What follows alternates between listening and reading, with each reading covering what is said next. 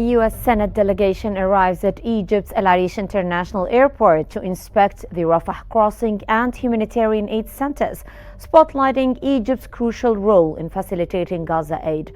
The visit underscores the Egyptian efforts to shape Gaza's post-war future, push for a ceasefire, and reinforce unwavering solidarity with the Palestinians as humanitarian needs intensify amid ongoing regional tensions. Join our special coverage on Qnews, where we tackle the latest developments around the world.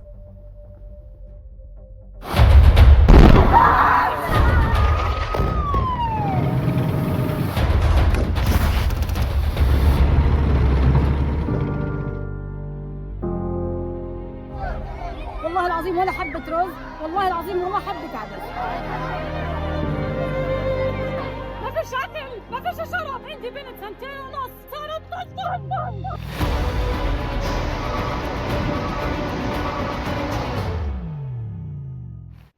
U.S. Senate delegation has arrived at El Arish International Airport in Egypt's North Sinai, aiming to inspect the Egyptian side of the Rafah border crossing and humanitarian aid warehouses. The visit underscores Egypt's intensified efforts to shape Gaza's post-war future, alongside its focus on reviving negotiations for a ceasefire and detainee release. The senator's visit seeks to monitor Egypt's ongoing facilitation of aid entry into Gaza. That comes as Egypt remains steadfast in its solidarity with the Palestinians, emphasizing its readiness to allow thousands of aid trucks into Gaza once Israeli barriers are lifted, and highlighting its tireless humanitarian relief and medical support for the Palestinians.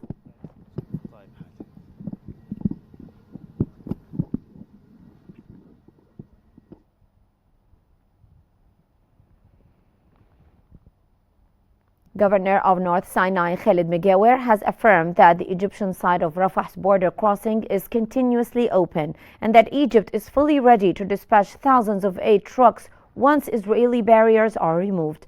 This came as he spoke from Rafah, accompanied by a U.S. Senate delegation, including Senators Chris Van Hollen and Jeff Merkley, who visited the Rafah border crossing and aid warehouses on the Egyptian side.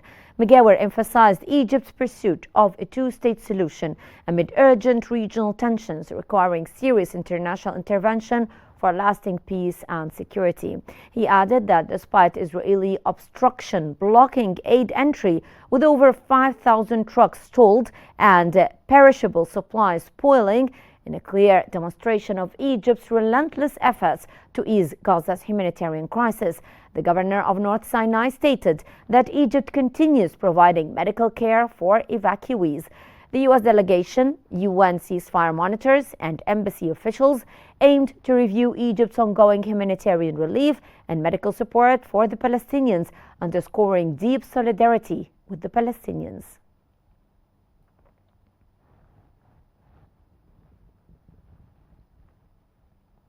Aid delivery to Gaza faces major hurdles, including Israeli inspections, restricted crossings, security threats, and damaged infrastructure, worsening humanitarian needs.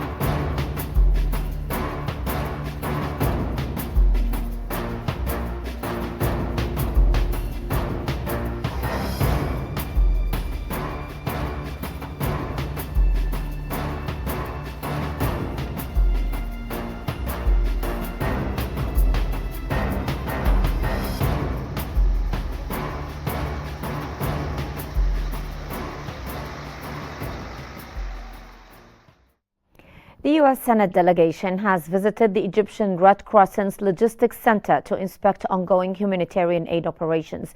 During their visit, North Sinai Governor Khaled Megawer reaffirmed Egypt's unwavering commitment to delivering continuous assistance to Gaza, emphasizing the country's determination to support the Palestinians despite ongoing challenges. The visit highlights the cooperation between U.S. and Egyptian officials in addressing urgent humanitarian needs in the region.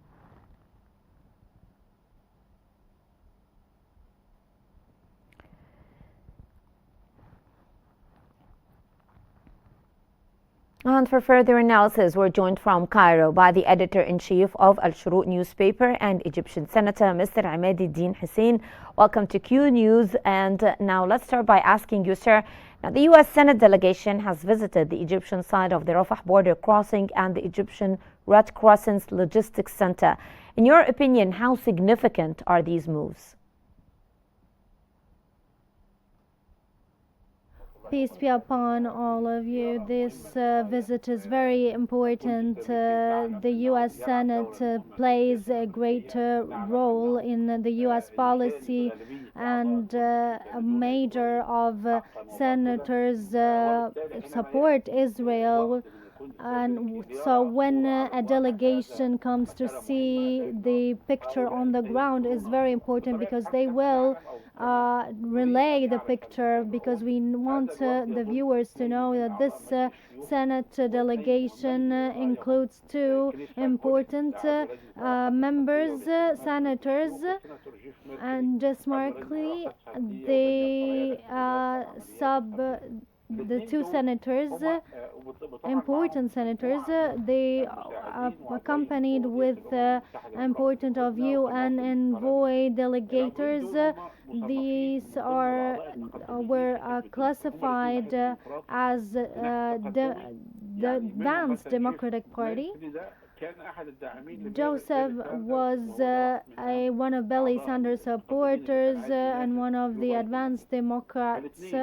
So both of them support Palestinian Arab stance, who see that Egypt plays a great role in aid delivery, and the problem is in Israel.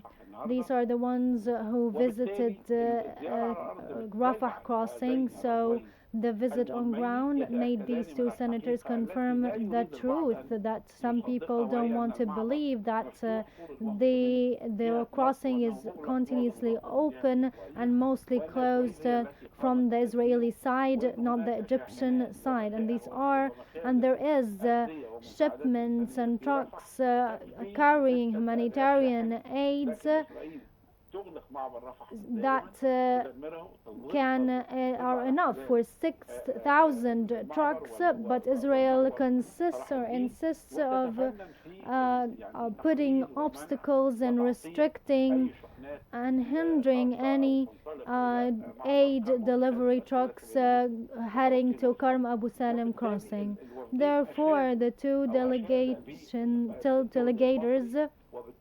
praised the Egyptian role and listened to an explanation from the governor of North Sinai on how they prepare the shipments every day, whether from different organizations or different countries.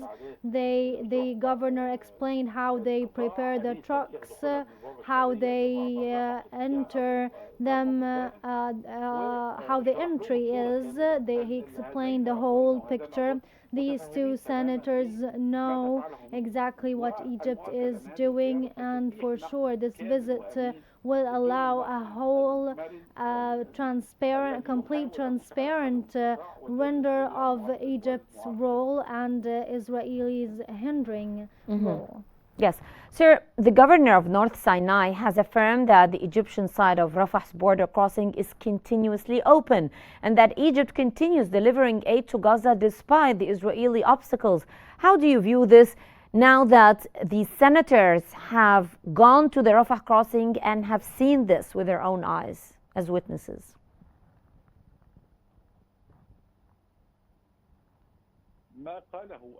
What the governor, North Sinai governor, said is the truth, but some of people unfortunately don't want to believe it and insist on looking the other side on this truth.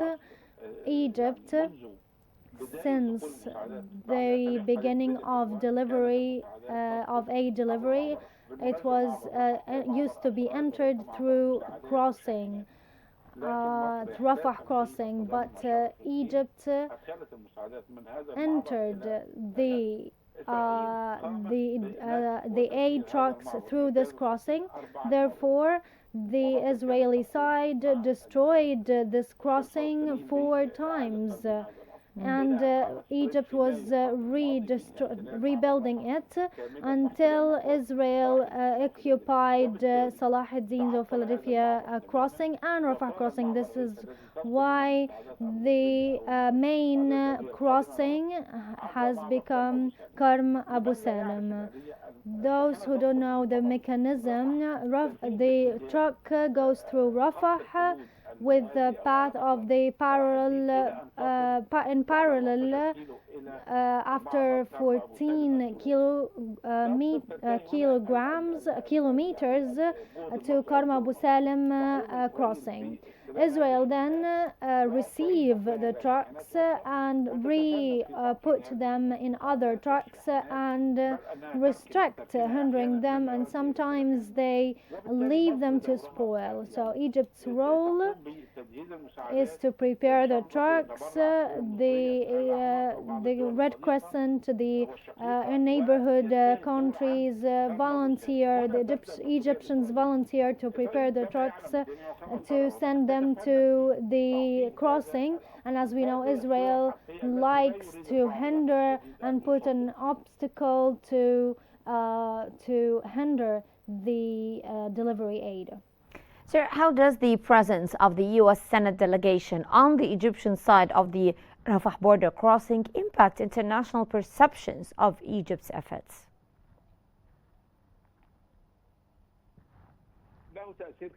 It has a great impact because once again these 2 senators are very important, very distinguished, has real vision, has a real understanding of the occupation. They speak a lot in the media, so they can relay the truth to the audience.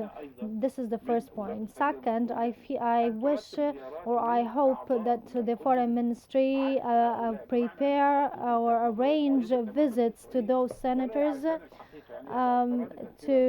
because those who don't know the truth may be easily influenced by the Israeli narratives. We want to convince those who are in contradiction to us to believe us. So when we do this, we'll have a great influence in addition to what took place today.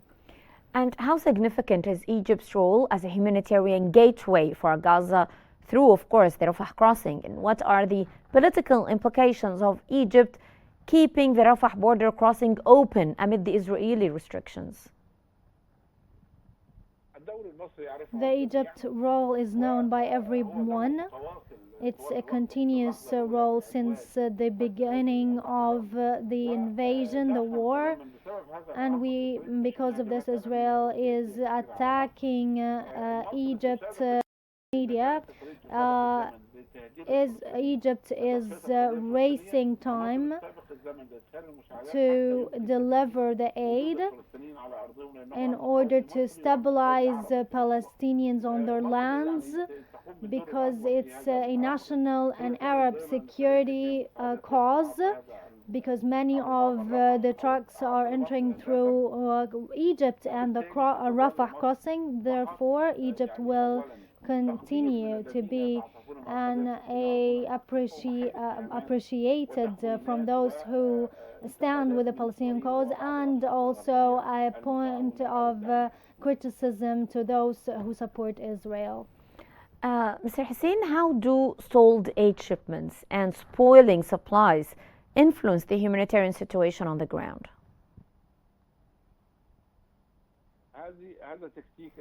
This is an Israeli tactic well known. Some narratives say that what reach Palestinians are not more than 20% of the whole aid. So Israel leaves the trucks to spoil and the supplies to spoil. So they do all of this.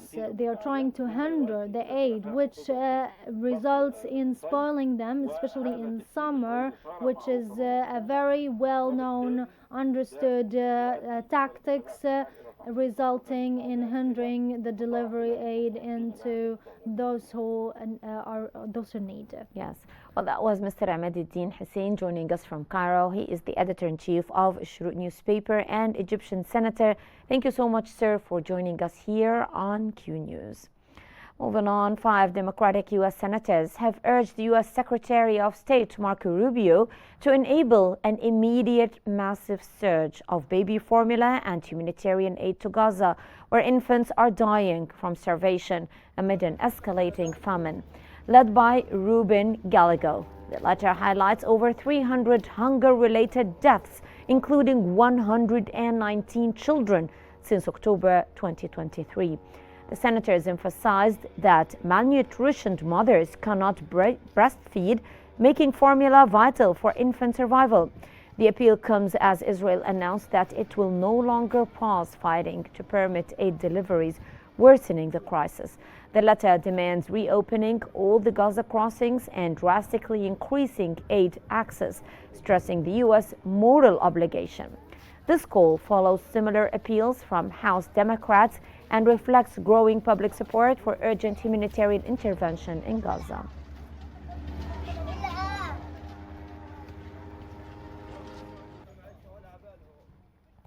U.S. senators visited Egypt's Rafah border crossing, inspecting aid efforts and discussing ongoing challenges limiting humanitarian supplies reaching Gaza.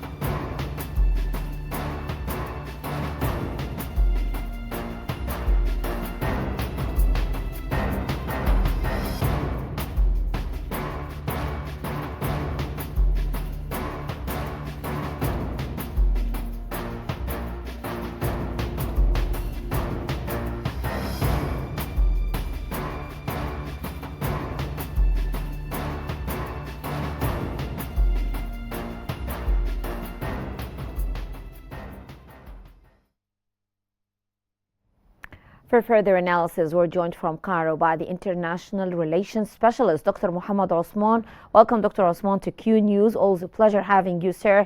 Now, the U.S. Senate delegation has visited the Egyptian side of the Rafah border crossing and the Egyptian Red Crescent's logistics center. In your opinion, how significant are these moves? Thank you for having me, Hala. Of course, this is a very important visit. It's not the first of its kind. However, it is of sheer importance as senators come and visit the Rafah border crossing to see things for themselves and see who is impeding the humanitarian efforts that are led by Egypt and supported by the majority of the international community. At the moment, Israel is still stifling the entry of or the flow of humanitarian aid into the Gaza Strip. It is not as the aid does not enter the Strip in the quantities that are needed. They can clearly see through their visit when they were escorted by the governor of Northern Sinai, and also when they met with members of the Red Crescent, they have seen for themselves the thousands upon thousands of trucks that are lining up along the border that are unable to access the Gaza Strip due to Israeli intransigence and refusal to admit these trucks into the Gaza Strip. And of course, this comes as part of the policy of intentional starvation and deepening the humanitarian suffering of the people of Gaza as part of the military campaign that is being led over there right now, especially with a very severe escalation looming on the horizon with the plans to carry out a full-out military assault on the city of Gaza, the last urban center that is still standing inside the Gaza Strip. Yes. And how effective can U.S. Senate pressure be in shaping U.S. foreign policy towards humanitarian aid in Gaza? How does U.S. domestic politics influence congressional calls for increased humanitarian aid to Gaza? There is a growing number, even though they're still small, but a growing number of members of both the Senate and the House of Representatives, the two chambers of the U.S. Congress, who have become very critical of Israel. And those are not only Democrats. Some of those Congress members are members of the MAGA movement and the Republican Party. Someone like Marjorie Taylor Greene, for example, who criticizes unconditional Israeli support for the U.S. support, for Israel, for example. She criticized the Trump administration's unconditional support for Israel, even though she is one of the leading protagonists of the MAGA movement, basically, and was a leading member of Trump's campaign. So it seems that, and of course, on the Democrat side, there's a much more sizable portion of senators and House members, senators like Bernie Sanders, for example, and others who are on the ultra-left of the Democratic Party, who are very critical of Israel and completely reject Israeli actions. However, with that said, the vast majority of the U.S. Congress is in the pockets of the pro-Israel lobby. Let's call a spade Hala. Yes. Most of them are sitting on their seats because of the donations and the funds that were raised by entities such as AIPAC and others. Yes. So most of them cannot really afford to attack Israel or go against Israel's interests in the United States. And those who actually do, both in the Democratic and the Republican Party, are ostracized by the U.S. mainstream media, demonized by those very lobbies, and basically probably many of them, their political future is in doubt due to their stance. However, yet this stance by a number of U.S. congressmen and women is unprecedented. It's a dim light of hope. We could say that. Of course it is. Of course it is. Dr. Osman, what leverage does the United States realistically have over Israeli military and humanitarian policies?